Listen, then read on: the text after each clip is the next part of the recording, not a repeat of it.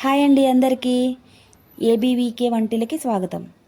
ఈరోజు మనం సాంబార్ రైస్ ఎలా తయారు చేయాలో చూద్దాం రండి. ఈ రెసిపీకి కావలసిన కాయగూరలు, పోపు దినుసులు చూసేద్దాం రండి.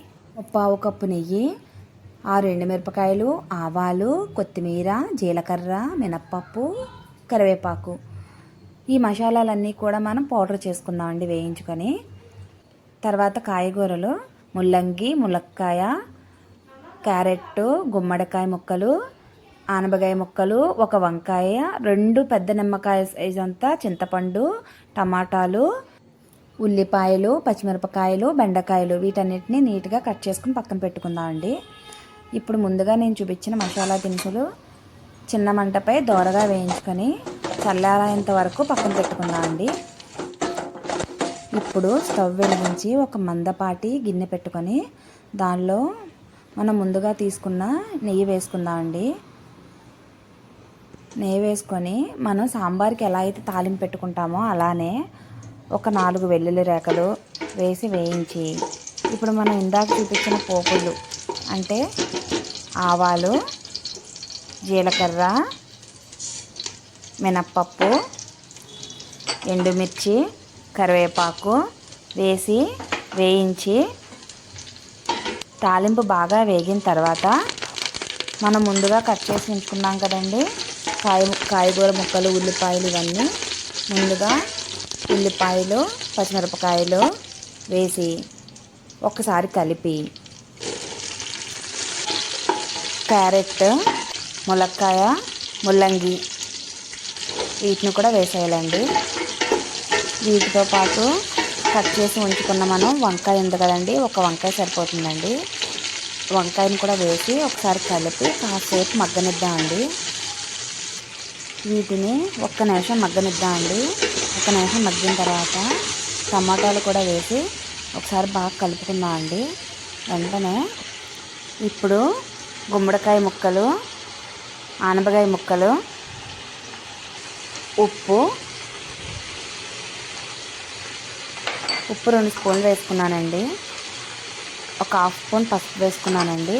వేసుకుని ఒకసారి వీటన్నిటిని బాగా కలిపి ఒక 10 నిమిషాలు చిన్న మంట పైన మగ్గనిద్దామండి మూత పెట్టుంచి.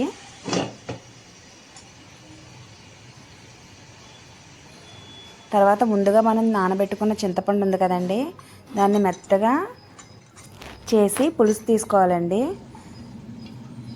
కాయగూర ముక్కలన్నీ మగ్గిపోయినాయండి. నేను ఇందాక మీకు ఒక విషయం చెప్పడం మర్చిపోయానండి. 1 గ్లాస్ కందిపప్పు, 2 గ్లాసులు బియ్యం ఉడకబెట్టుకొని పక్కన పెట్టుకుని ఉంచుకున్నానండి నేను.